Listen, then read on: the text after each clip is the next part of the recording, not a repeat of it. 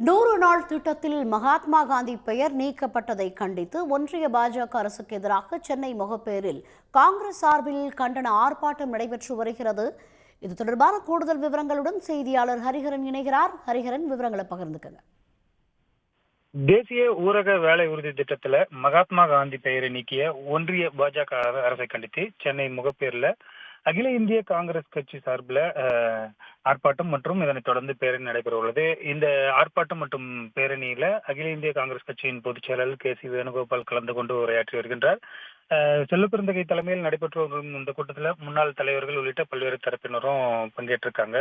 100 நாள் வேலை திட்டம் எனப்படும் மகாத்மா காந்தி தேசிய ஊரக வேலைவாய்ப்பு உத்தரவாத திட்டத்தின் பெயரை CPG RAMG என மத்திய அரசு பெயர் மாற்றம் செய்திருந்தது. இதனை கண்டித்து நாடு முழுவதும் காங்கிரஸ் கட்சியின் சார்பில் போராட்டங்கள் நடைபெற்று வருகின்றது. டிசம்பர் 17ஆம் தேதி இந்த பெயர் மாற்றத்தை கண்டித்து நாடு முழுவதும் அனைத்து மாவட்ட தலைவர்களிலும் ஆர்ப்பாட்டம் நடைபெற்றது.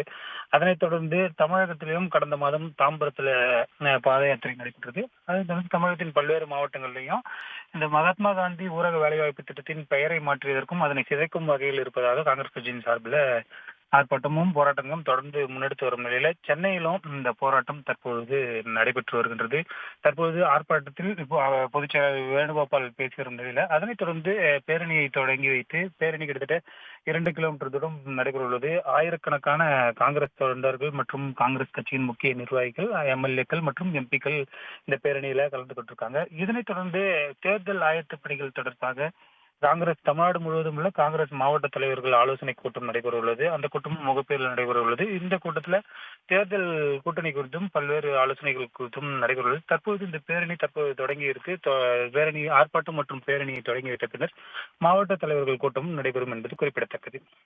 உடனுக்குடன் செய்திகளை தெரிந்து கொள்ள சன் நியூஸ் பெல் ஐகானை கிளிக் பண்ணுங்க.